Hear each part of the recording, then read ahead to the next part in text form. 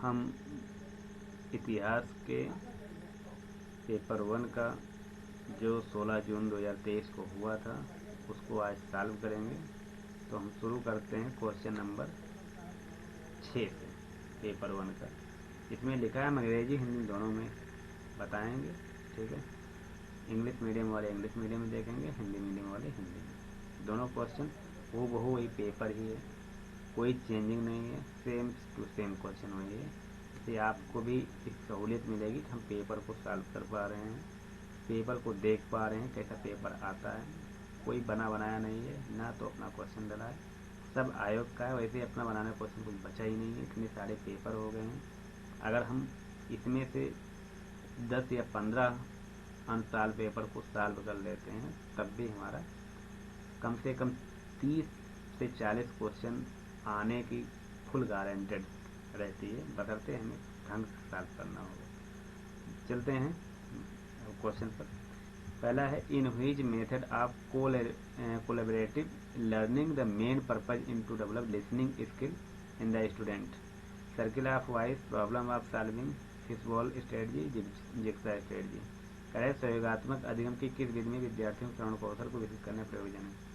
तो फिशबॉल स्ट्रेटजी, जाहिर सी बात है। नेक्स्ट है question, which of the following individual difference में नॉट अफेक्टेड लर्निंग, कौन सा हमारे लर्निंग में अफेक्ट नहीं करता है। जैसे कल्चरल बैकग्राउंड, ये जाहिर सी बात है अफेक्ट करेगा, राइट। फिर है हाइट, हाइट का हमारे पढ़ाई से कोई लेना देना नहीं। जरूरी नहीं है जिसकी हाइट लंबी चौड़ी हो उसी को ज़्यादा आए, जिसकी हाइट लंबी चौड़ी ना उसको ना आए। तो बी नहीं होगी, बी इफेक्ट नहीं कर सकता,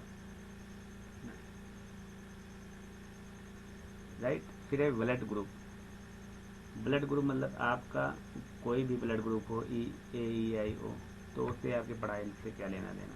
एज से पढ़ सकता है, क्योंकि जिसकी एज ज़्यादा होगी वो ज़्यादा मेच्योर होगा, जिसकी एज कम होगी वो उतना अच्छा ना समझ पाए जिसकी जितनी ज़्यादा है, इसलिए एज इफेक्टेड है। कंप्लेक्शन, कंप्लेक्शन भी नहीं आना चाहिए बीच में। हाइट, ब्लड ग्रुप, कंप्लेक्शन, ये तीनों हमारे नहीं होंगे हमारे पढ़ाई से अफेक्टेड, राइट। ऊंचाई समूह रंग रूप, ठीक, कंप्लेक्शन मतलब रंग रूप। नेक्स्ट क्वेश्चन देखते हैं, which of the following are the characteristic of mind mapping. Mind mapping की कैरेक्टरिस्टिक को हमें बताना है, कौन कौन से इसके लक्षण हैं, कौन कौन से नहीं। तो पहले हम इंग्लिश में देखेंगे, build around a central topic, बिल्कुल हम माइंड मैपिंग कर सकते हैं, कुछ केंद्रवत बिंदु को लेकर उसको हम एक माइंड मैप चित्रण कर सकते हैं। Use of long sentence and paragraph to explain the content, या कह रहा है कि हम किसी कंटेंट को ग्राफ पैराग्राफ को लेकर उसको व्याख्यात करना, तो व्याख्यात करना माइंड मैपिंग नहीं होता है। बी को हटा ही दीजिए, बी जहाँ है 2 और 3 नहीं होगा, ए और 3। फिर कह रहा है the branch of a particular topic from a concern nodal structure, तो पर्टिकुलर टॉपिक पर हम माइंड मैपिंग कर सकते हैं, इसमें दो राय नहीं है। सी हमारा होगा, तो राइट आंसर इसी में सकता है, लेकिन एक सी और है। तो हम देख लेते हैं, use of image and symbol to represent ideas, image और सिंबल को ही हम रिप्रेजेंट करते हैं माइंड मैपिंग में अपने आइडियाज को व्यक्त करने के लिए, तो हमारा A, C, D right.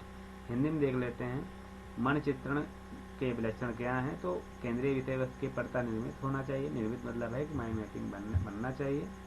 B है, विषय वस्तु को व्याख्यात करने के लिए लंबे कथनों का एवं गद्यांश, लंबे कथन और गद्यांश प्रयोग होंगे तो कहानी हो जाएंगे, ना कि माइंड मैपिंग होंगे, ठीक, तो नहीं हो सकता है। फिर विषय वस्तु शाखाओं संबंध नोडल संरचना निर्मित करता है, जाहिर सी बात है। तो विषय पर्टिकुलर विषय से संबंधित हम कोई संरचना निर्मित करते हैं, माइंड मैपिंग कहलाती है। डी है, विचारों को प्रदर्शित करने के लिए चित्रों एवं प्रतीकों का प्रयोग, तो माइंड मैपिंग यूज ही की जाती है चित्र और प्रतीक के माध्यम द्वारा, तो A, C, D is correct answer, right. Next question चलते हैं, हमारा एक चैनल नंबर है, एक नेम है। जैसे चैनल नंबर 4, चैनल नंबर 4 को हम सारस्वत से जानते हैं।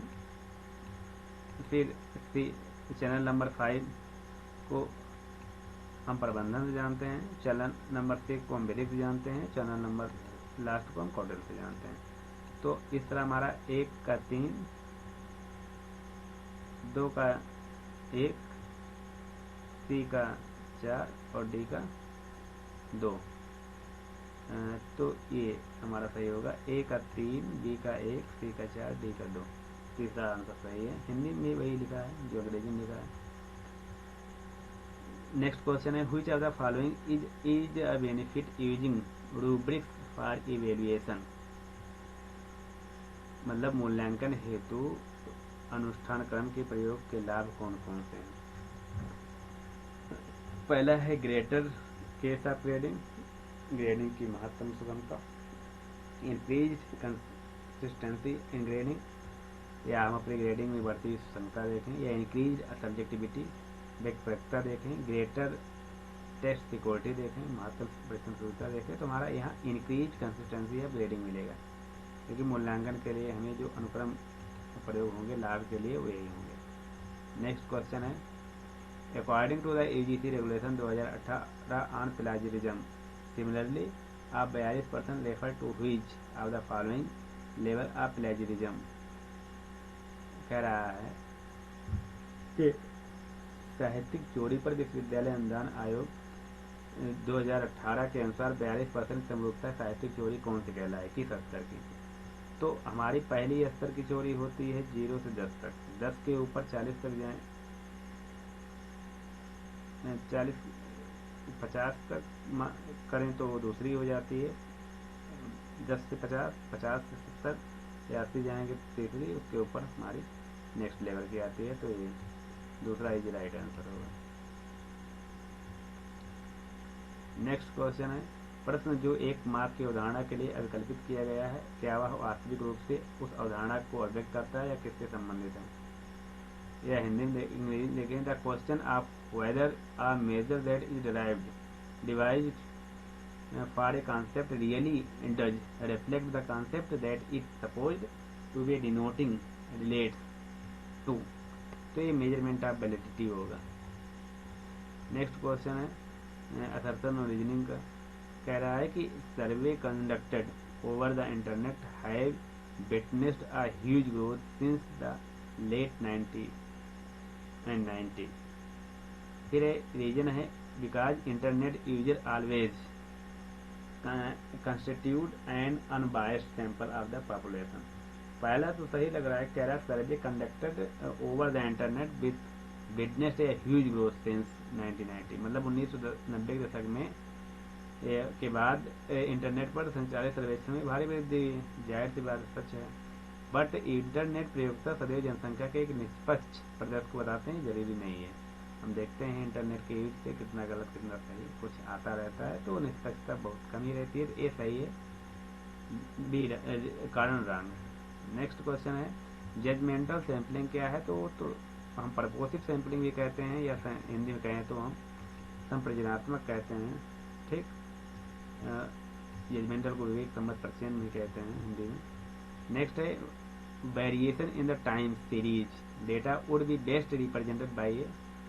अगर हम काल श्रृंखला डाटा को वितरणों के द्वारा रूपांतरित किया जाएगा तो वो आरेख चार्ट होगा या लाइन चार्ट होगा। नेक्स्ट क्वेश्चन है, the person who studies the symbolic relationship between people and the media technologies which they create and use is identified as a media ecologist होगा। मतलब जो व्यक्ति लोगों और उनके द्वारा सृजित और प्रयुक्त मीडिया प्रौद्योगिकियों के बीच सहजीवी संबंध का कार्य करते हैं, उन्हें कहते हैं मीडिया इकोलॉजी। यहाँ पर मीडिया इन्फ्लुएंसर है, मीडिया सोशोलॉजिस्ट है, मीडिया एंथ्रोपोलॉजिस्ट है। मतलब मीडिया प्रभावक, मीडिया समाजशास्त्री, मीडिया मानवशास्त्री, मीडिया परिस्थितिवाद। मीडिया परिस्थितिविद इसलिए होगा क्योंकि उनके सृजित मीडिया द्वारा सृजित और प्रयुक्त मीडिया प्रौद्योगिकी के बीच जो सहजीवी संबंध बन रहा है वही से हमारा इकोलॉजिक डेवलप हो रहा है मीडिया का, राइट। नेक्स्ट है political party broadcast is considered ad alan. राजनीतिक दल के प्रसारण को क्या माना जाता है, तो उसको हम ज़्यादातर मानते हैं एक क्लोज टेक्स्ट, ना कि हम ओपन या लेंदी या लिबरल। लिबरल तो बिल्कुल नहीं होता है, ओपन भी बहुत मुश्किल से होता है, लेंदी भी, तो क्लोज टेक्स्ट ही होता है। नेक्स्ट है कि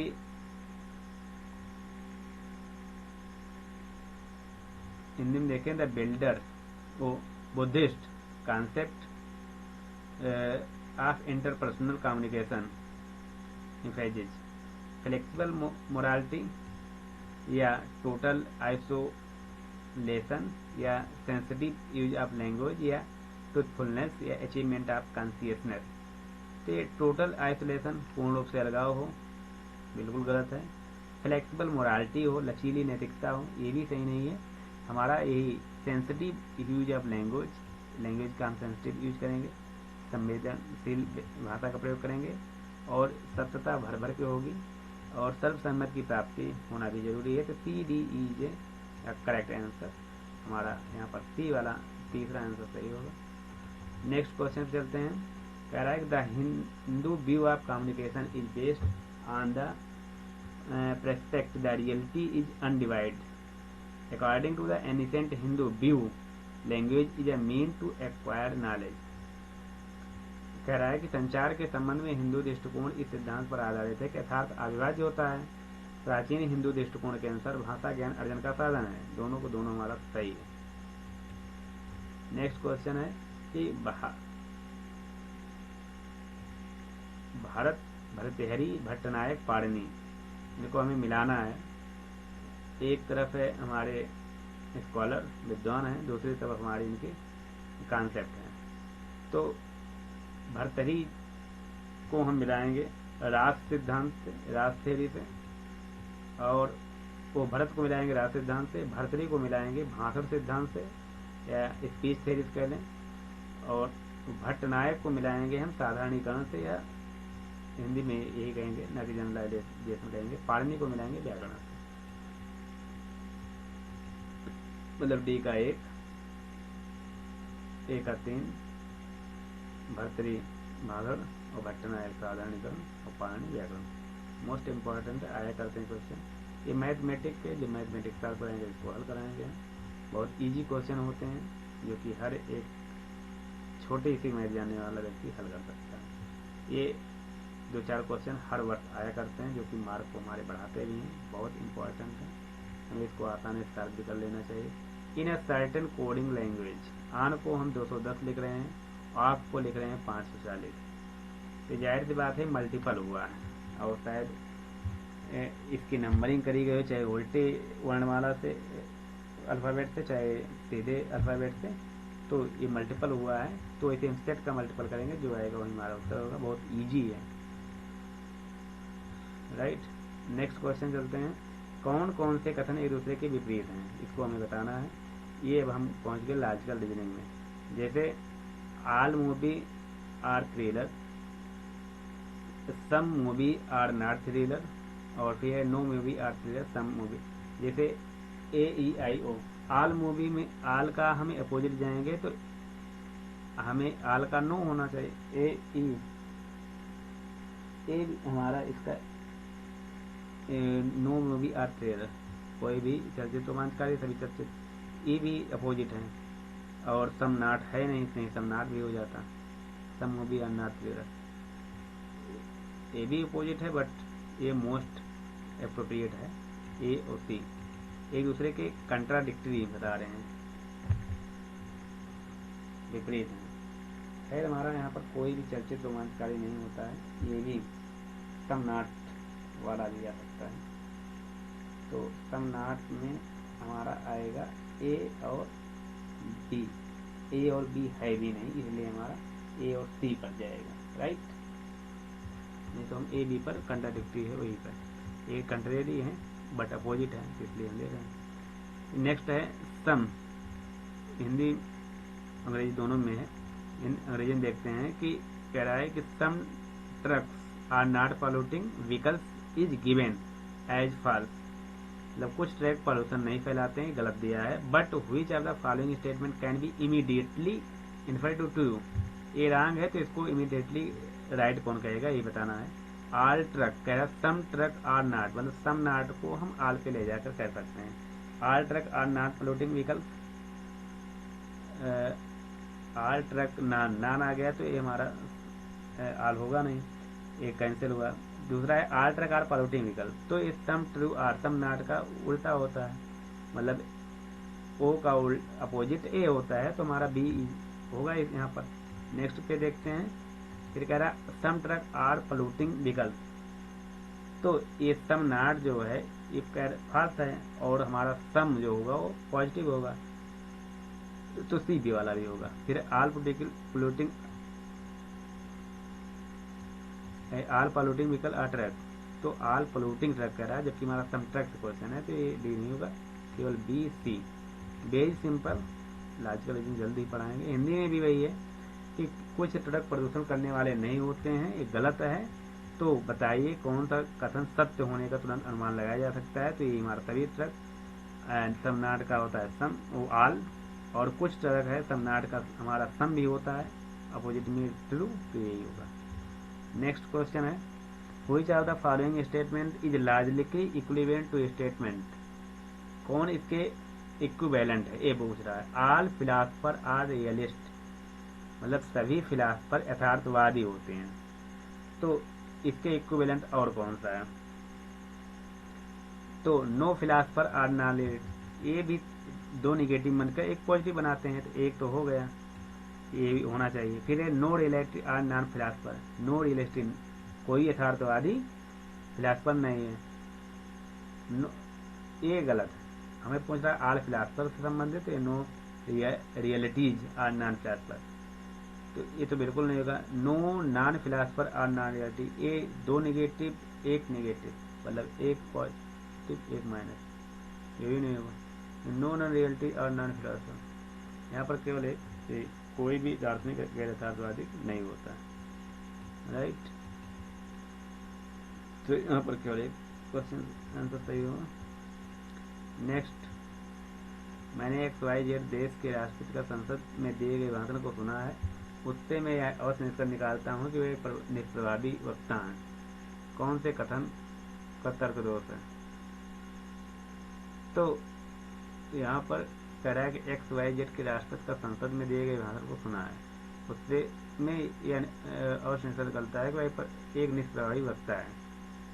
तो यहाँ पर बेगिंग द क्वेश्चन पूछ नहीं रहा है। हेस्टी जनरलाइजेशन या स्लिपरी स्लोप एड होमिनम, किसी व्यक्ति विशेष के लिए भी नहीं है। कह रहा है कि XYZ देश में, किसी देश में राष्ट्रपति संसद में दिए गए भाषण को सुना है, तो न तो एड होमिनम होगा, ना स्लिपरी स्लोप बहुत बढ़ा चढ़ा कर, ना तो क्वेश्चन कह रहा है, तो ये हिस्ट्री जनरलाइजेशन होगा, अविचारित सामान्यकरण।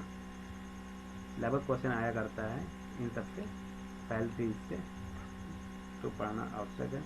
नेक्स्ट है कि स्टेटमेंट है कि Nyaya syllogism is only inductive and material, और दूसरा है the Aristotle syllogism is only deductive. Aristotle तो डिडक्टिव है और फॉर्मल भी है, तो कथन सत्य है, बट कह रहा है न्याय syllogism is only inductive. Only समझ लो कुछ खतरा है, अगर ओनली कह दे तो मतलब कि ओनली कुछ नहीं हो। स्टेटमेंट एक is false but statement second is true, चौथा ऑप्शन राइट। नेक्स्ट क्वेश्चन है, which of the following is benefit that business receive from using the internet, व्यवसाय में इंटरनेट के प्रयोग करने से होने वाला लाभ क्या है।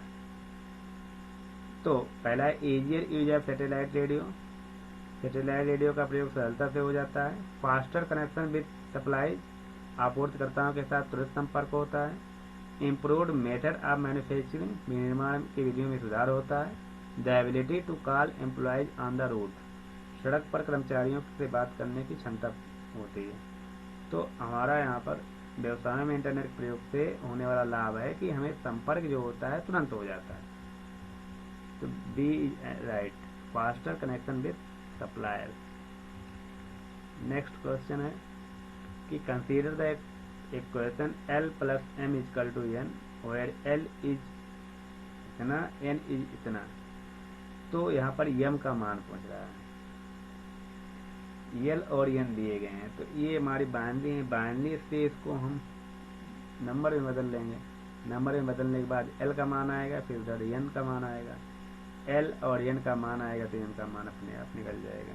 बहुत सिंपल है, अगर बात निकालने की आ जाए तो यहाँ पर हम 2 की पावर 0 शुरू करेंगे, 1 आएगा, 2 की पावर 1 करेंगे, 2 1 3 हो जाएगा, फिर 2 पावर 2 3 4, 2 पावर 5, 2 दूना 4, 2 8, 2 16, 2 32, 2 34, 1 35, एल का मान 35। ऐसे ये भी आएगा 1 2 3 4, 2 पावर 3 8 और 2 पावर 5 32, 8 40, 35 से 40 से 8 5, इनका मान 5, 40 में से 35 गया 5। ठीक, नेक्स्ट क्वेश्चन है, कह रहा है एक web page, a web page obtain a link for user to request another web page. The requested web page contain HTML code and JavaScript code. In this context, identify the correct sequence the following statement A और A to E ना। देखते हैं कि web page में जाने के लिए कौन से चरण का उपयोग करना पड़ता है, ये पूछ रहा है। The requested web page is displayed on the client computer. The user clicks on the hyperlink and the web page is requested from the web server. The requested web page content transmitted to the client computer. Yeah, the client computer process the JavaScript code using the web browser software. Last है the web server locate the requested web page. तो अगर हम देखें यहाँ पर B number, the user clicks on the hyperlink and the web page is recorded from the web server.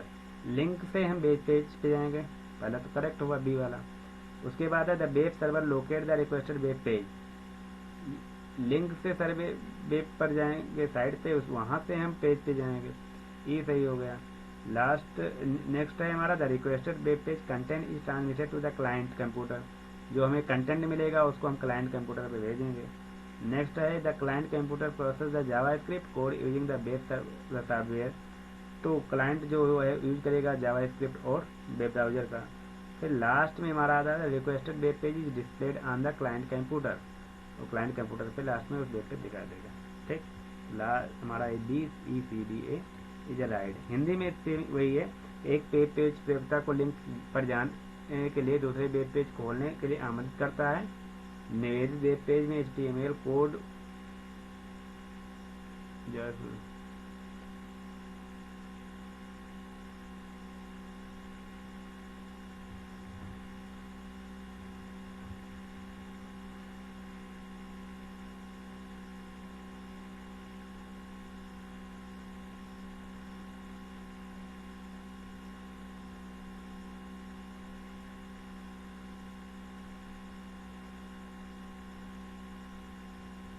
हम देखते हैं आगे नेक्स्ट कोर्स। तो हमारा BECDA होगा। पहला इसमें होगा प्रयोगता हाइपरलिंक पर क्लिक करता है और वेब सर्वर से वेब पेज के लिए आवेदन भेजता है। नेक्स्ट है वेब सर्वर निवेदित वेब पेज का पता लगाता है। उसके बाद है निवेदित वेब पेज किसी ग्राहक कंप्यूटर संचालित की जाती है। उसके बाद होगा ग्राहक कंप्यूटर वेब ब्राउजर सॉफ्टवेयर प्रयोग करते हुए जावास्क्रिप्ट संसाधन करता है। फिर लास्ट हमारा हो जाएगा निवेदित वेब पेज ग्राहक कंप्यूटर पर सर्विस किया गया। ठीक, बहुत ईजी है, थोड़ा सा दिमाग लगाने की आवश्यकता है, अपने आप बन जाएगा क्वेश्चन। नेक्स्ट क्वेश्चन है हमारा कि shareware is limited functioning freeware and normally expire after a week or month। Next है shareware code can be modified and redistributed. कह रहा है कि हिंदी में कह रहा है शेयरवेयर सीमित कार्यकारी फ्रीवेयर है और आमतौर पर एक सप्ताह या एक माह के बाद समाप्त हो जाता है। शेयरवेयर कोड को संशोधित और पुनः वितरित किया जा सकता है, तो ये री डिस्ट्रीब्यूशन का कॉन्सेप्ट इसमें नहीं होता। शेयरवेयर में केवल ये सीमित होता है और फ्रीवेयर की तरह कार्यकारी होता है और एक माह या सप्ताह में अपने आप खत्म हो जाता है। एक सत्य है लेकिन दूसरा असत्य है। स्टेटमेंट एक is true, statement second is false. Right. Next question है कि which of the following should always be regarded as a security risk to computer system. कह रहा है कि सदैव कंप्यूटर कार्य प्रणालियों से संबंधित सुरक्षा जोखिम माना जाना चाहिए। तो chat rooms, cookies, farming, virus, VoIP। तो वायरस तो हम जानते हैं कि ये हमारे लिए घातक है, बट फार्मिंग भी, ये भी घातक है। कुकीज, चैट रूम और VoIP ये हमारे लिए घातक नहीं है। तो COD मतलब हमारा दूसरा ऑप्शन राइट होगा। नेक्स्ट क्वेश्चन है कि when a water body gets enriched with nutrients the process is called as. कह रहा है कि जब एक जल निकाय जलाशय पोषक तत्वों से पुष्ट समृद्ध होता है तो प्रक्रिया को कहा जाता है सुपोषण या एट्रोफिसिएशन या ओलिगोट्रोफिकेशन या मेजोट्रोफिकेशन या डिस्ट्रोफिकेशन। ऐसा कुछ नहीं, सुपोषण होगा। जब एक जल निकाय जलाशय पोषक तत्वों से समृद्ध होता है तो उसमें जाहिर बात है सुपोषण ही होगा। नेक्स्ट क्वेश्चन है which of the following statement are correct in respect of green house gases. Green house गैसों के बारे में कौन सा मत सही है। कह रहा है कि पहला, generally of light green colour, ज़्यादातर ये हल्के रंग की होती हैं ग्रीन हाउस गैसें।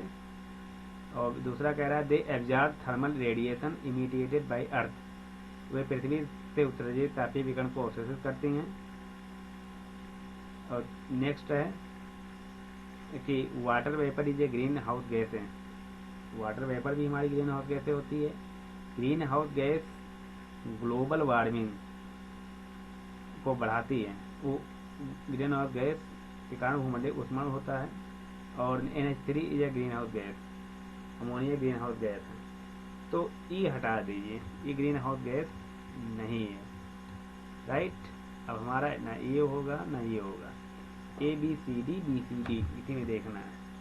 पहला है they are generally light of green colour, light नहीं होती है, जितनी भी ग्रीन हाउस गैसें होती हैं इनके कलर में बढ़िया होती है, तीनों हमारा राइट होगा। BCD ए हटाने पर ये एब्जॉर्ब भी करती हैं ऊष्मीकरणों को, और जलवाष्प एक ग्रीन हाउस गैस है ये है, और इनका ग्रीन हाउस के कारण हमारा भूमंडल ऊष्मित होता रहता है। BCD हमारा राइट है। नेक्स्ट क्वेश्चन है which of the following air pollution help in the formation of photochemical smog.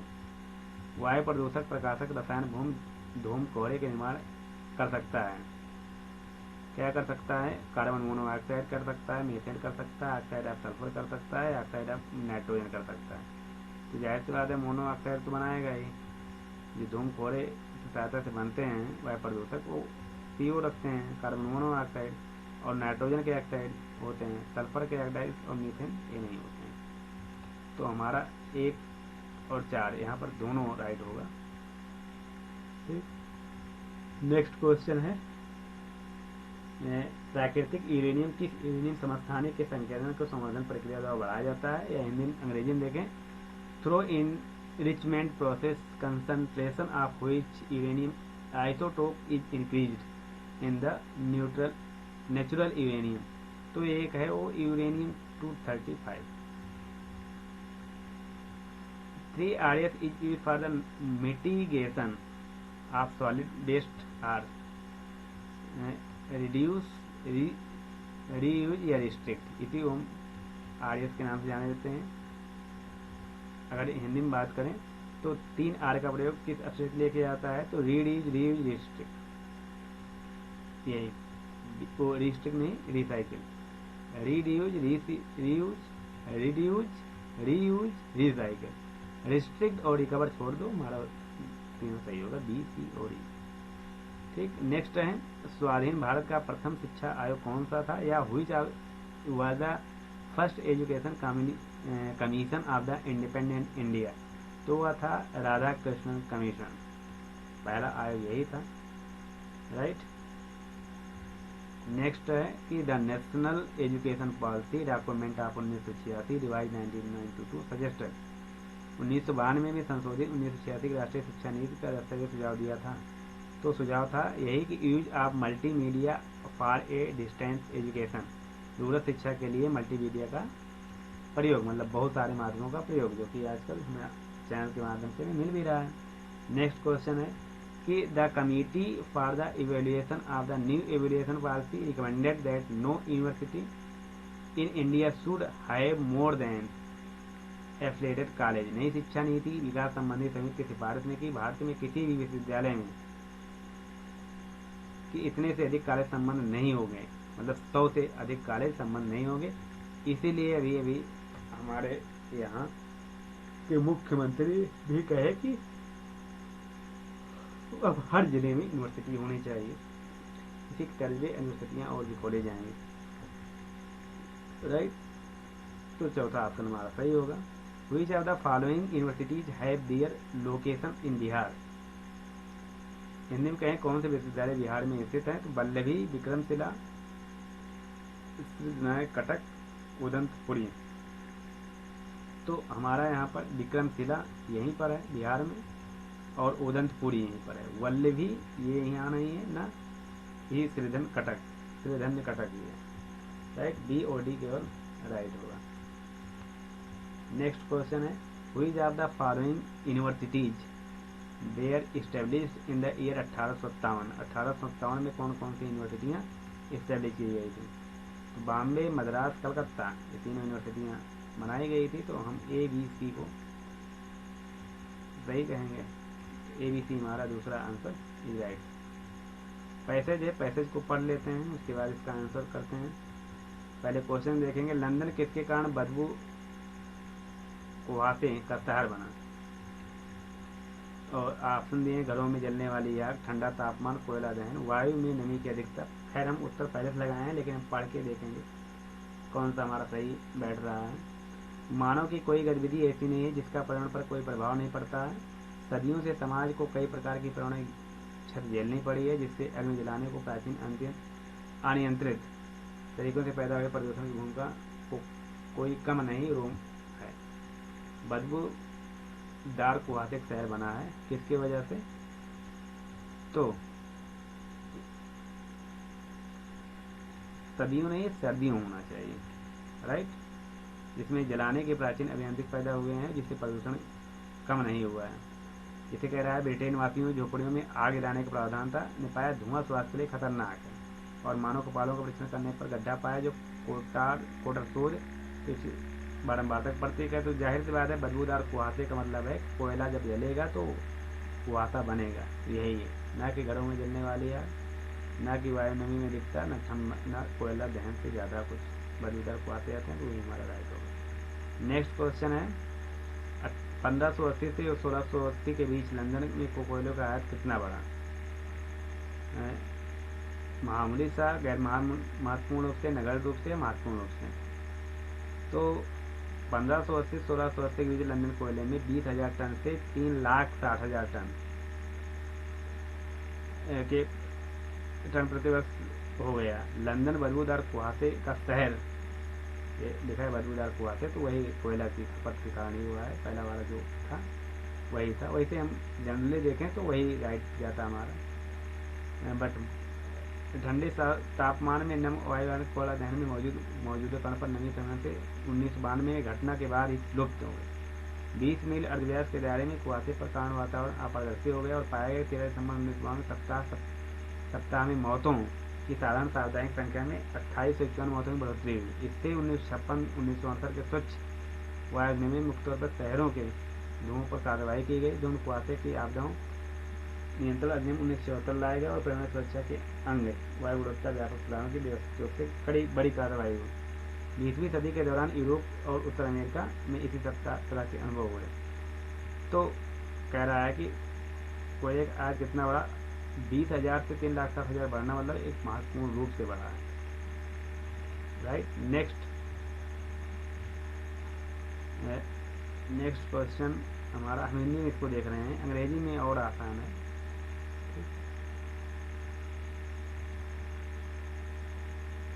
दिसंबर 1952 में दूसरे सप्ताह में लंदन के कुहासे से क्या क्या हुआ। 1952 अभी पढ़े थे इसको, ये यहाँ पर है। 1952 की घटना के बाद लंदन में लुप्त हुए 20 मील अर्धव्यासों के दायरे में कुहासे वातावरण अपारदर्शी हो गया। और 1952 सप्ताह में 20 मील अर्धव्यास कुहासे, एक तो ये है 20 मील के दायरे में वह अपारदर्शी हो गया, राइट। और मौतों की संख्या खूब बढ़ी थी। ये बी और डी हमारा राइट है। नेक्स्ट क्वेश्चन है प्रदूषण नियंत्रण अधिनियम। प्रदूषण नियंत्रण अधिनियम ये बना है स्वच्छ वायु अधिनियम 1956 में बाद लाया गया। फिर है इसका मुख्य उद्देश्य वायु गुणवत्ता में सुधार करना था। फिर पर्यावरण संरक्षण पर ध्यान केंद्रित करना था। ए सी राइट होगा। नेक्स्ट क्वेश्चन है कि उद्यान में मुख्यतः किस बात को उजागर किया गया है। जाहिर बात है पढ़ने पर यही होगा कि वायु प्रदूषण और मानव स्वास्थ्य पर ज़्यादा फोकस किया गया है। Thank you so much guys. अगर अच्छा लगा हो तो लाइक शेयर जरूर करिएगा ताकि हम इसी तरह वीडियो लेकर आते रहें आपके लिए और खुद के लिए। हम हमेशा कार्यरत रहेंगे। इससे हमारे बीच प्रस्तुत हमारे भाई लोग की सहायता और बहन लोग की सहायता इस तरह होती है। Thank you so much.